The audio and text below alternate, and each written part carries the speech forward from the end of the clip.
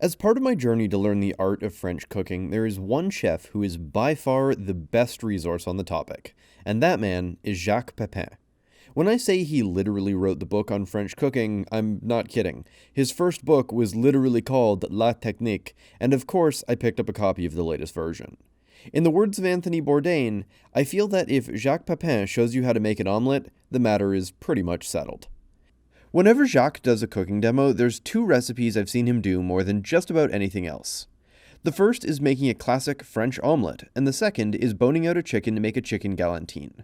Now, as much as I love a good omelette, the always fantastic channel Alex French Guy Cooking already covered the omelette, so today we're going to be talking about galantines. Since my first go at this, I've made probably 25 of these over the last year, 4 of which in the last week or so, and it has quickly become my absolute favorite way to serve chicken and other birds. There's 3 things that I love about this recipe. First is that it's not especially difficult once you get the hang of it, but looks very impressive. Second, it's extremely customizable, and by tweaking just a few steps, you can get wildly different tasting dishes at the end. And third, I absolutely despise bones in my food. I'm of the opinion that everything on my plate should be edible, and with the exception of a good rack of ribs, I very much dislike dishes that leave the bones in. Bones are for making stock. So this is now my go-to way to serve roast chicken. Before getting started, make sure you have 2 very sharp knives, one paring knife and a heavy chef knife. I always start by honing the blades to make sure I've got a razor edge, as a dull knife is actually much more likely to end in you cutting yourself while doing this. Speaking of which, be aware that this can get a bit slippery and we're dealing with sharp knives, so be careful. I've cut myself at least once as I was learning how to do this. But with practice, you should be able to get through the whole process in 10 to 20 minutes flat. To start, we'll need our chicken, and here I've got a run-of-the-mill bone-in chicken. These are great because they're usually the cheapest cut at the grocery store for the amount of food that you get, and what you get off one chicken is awesome. Not only will we end up with a whole roast chicken, but the carcass and bones will be used to make a delicious stock. As such, I've got a stock pot off-screen that I'm dropping all of the bits I remove into, and we'll come back to it later. Start off by laying the chicken on its back and finding the wishbone. It's a V-shaped bone at the top of the chest, and you should be able to feel it through the meat. Make a cut on both outer sides of this bone, trying to stay fairly close to it so we're not cutting off extra meat.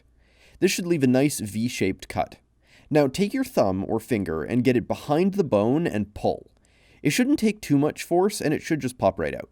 Sometimes it may break when you do this, so just pull out both halves. Throughout this whole process, the most important thing to be mindful of is to not accidentally cut the skin of the bird unnecessarily. We want that as intact as possible. Next, flip the bird over and make a cut all the way down the back to one side of the spine. You should hear your knife click as it bounces over the bones as you go, and that's how you know you've cut deep enough.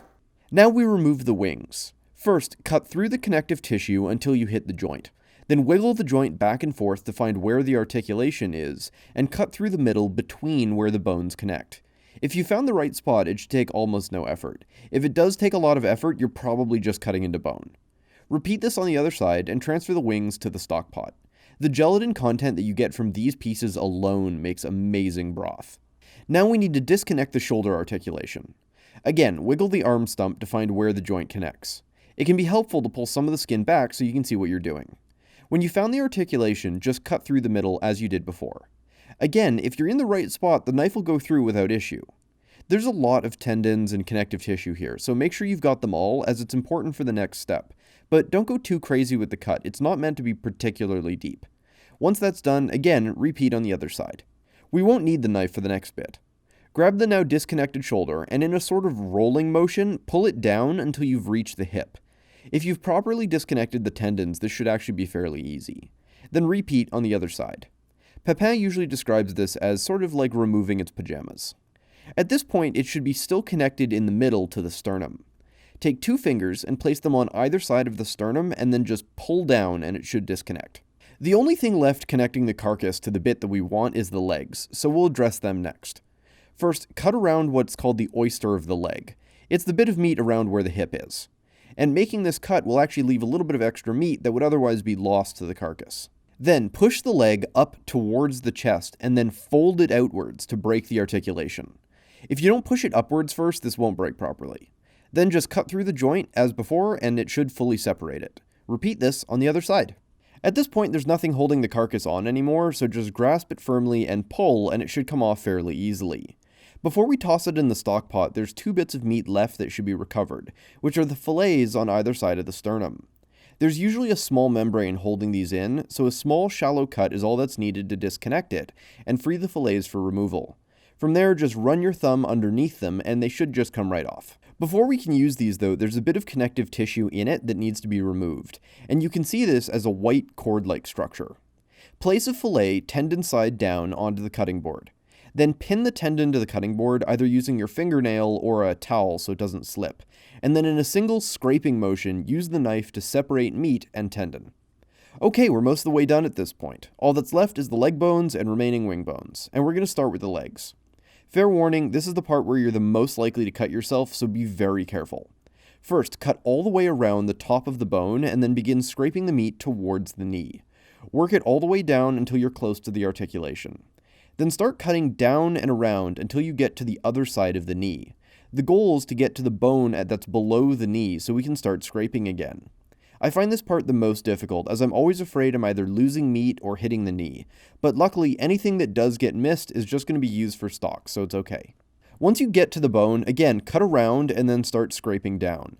Now, we don't want to fully remove this bone, or the skin will actually start to shrink as this cooks. So turn everything back right side in and extend the leg so the drumstick is sticking out.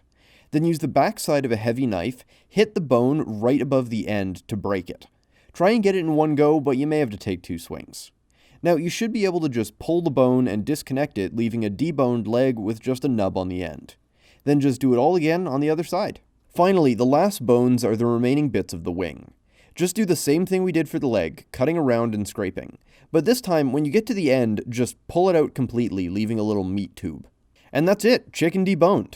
I will say that this works with any bird, but keep in mind that each animal's anatomy is a little bit different. I found this out the hard way when I was trying to do this with a duck. Lots more connective tissue in very interesting places, so it was a bit more difficult. Now, we could just stuff and roast this right now, and that would be perfectly fine, but instead, we're going to do something a little bit different by salting and aging the meat for a while. We do this for 2 reasons. First, this will dry out the skin so that it crisps up better, and by seasoning and letting it sit, it gives salt time to diffuse into the meat. One complaint I hear about chicken a lot is that it's dry.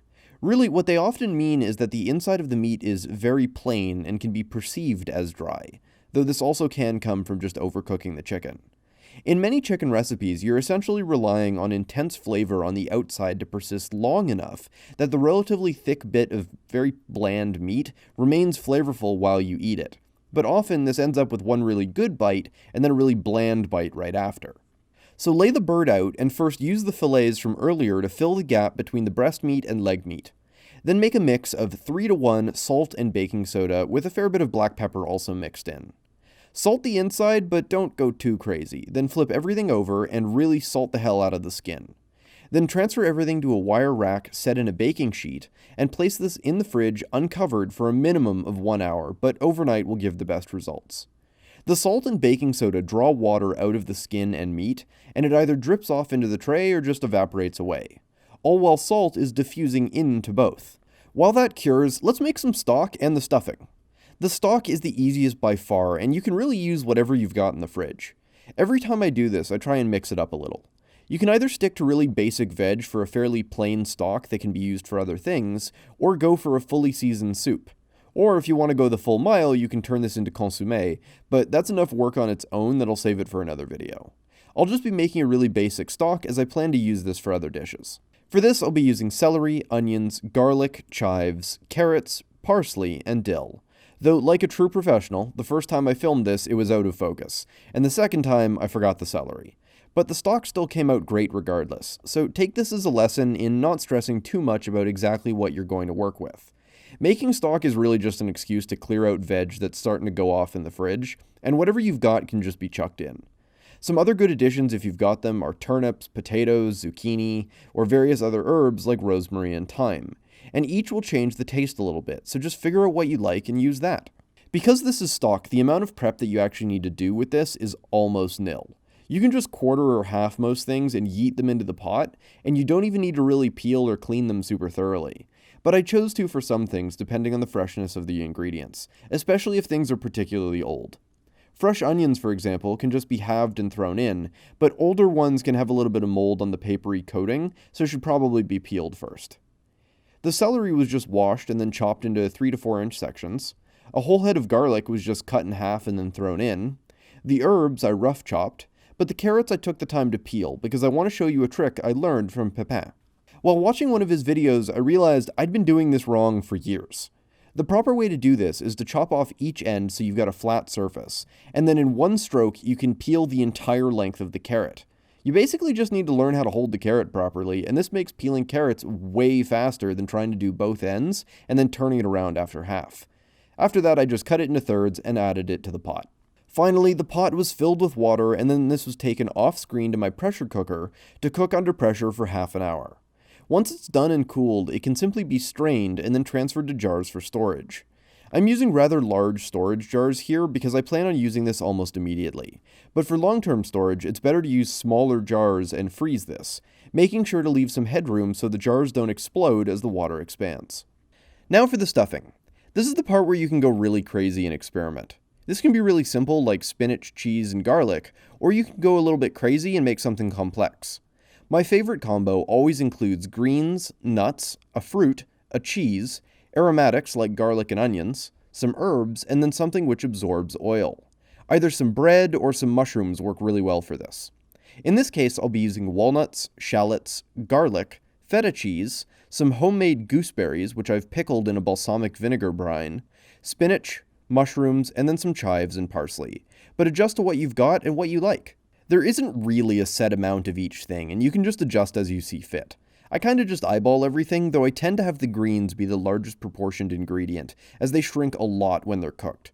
The shallots and garlic I chopped very finely, the spinach, parsley, and chives I chopped coarsely, and the feta I cut into centimeter cubes. Then it was all mixed in a large bowl. Because I've cured the meat in salt, you don't really need a lot of salt here, but if you're not going to do the curing step, be sure to season this. Now finally back to the chicken. If you only cured for a few hours, there may be little pools of liquid on the meat which can just be mopped up with a paper towel. Overnight cures tend to leave things pretty dry, and the skin is almost parchment-like. You'll see the meat has also darkened a fair bit as well. It too has lost a bit of water, which makes the meat contract and concentrates the flavor, making it easier for fat to percolate in as it roasts, which prevents it from seeming dry. Lay the chicken out skin side down and then cover it in a layer of stuffing. And be sure not to forget to put some stuffing into the hollowed out legs and the wings. Then roll it closed half at a time and flip it over. It's fine if some stuffing falls out, we're going to put it back in just a second. Now we tie the bird to make sure that it holds together while it's being roasted. Cross the legs and tie them together with some cooking twine. Then make a loop out of the twine and run one side under the chicken by holding the twine flat and wiggling it back and forth underneath. Then just pull the loop tight.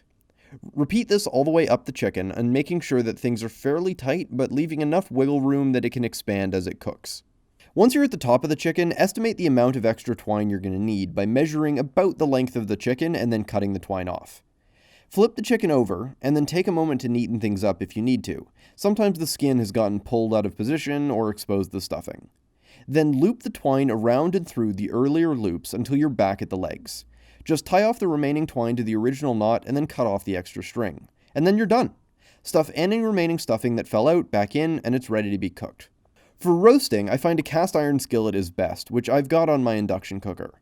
You can use whatever oil you want for the actual cooking process, but I like to use duck fat when I can find it at the store. But olive oil works just fine. Melt the fat in the pan and let it heat up until it's almost smoking.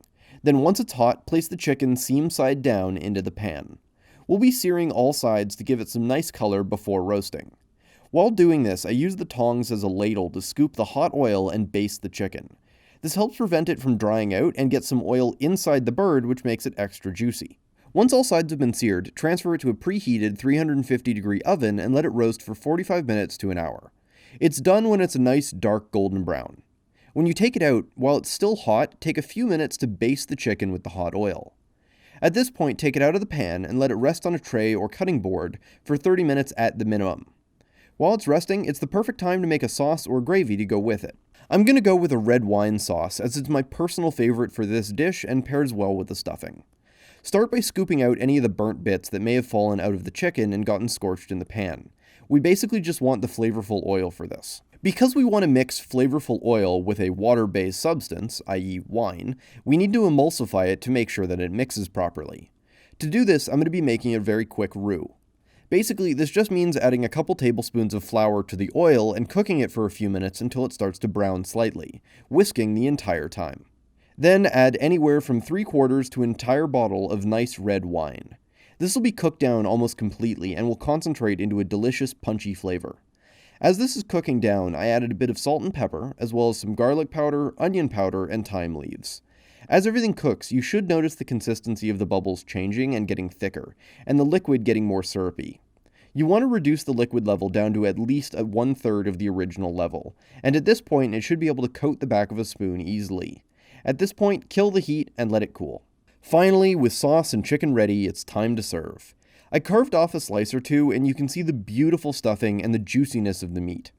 Topped with some sauce, this is absolutely divine. And there's so much food here that I can keep eating this for days. I really can't recommend you try this enough. It's so delicious, and it teaches so many fundamentals of cooking, from knife skills to making stock and sauces and so much more.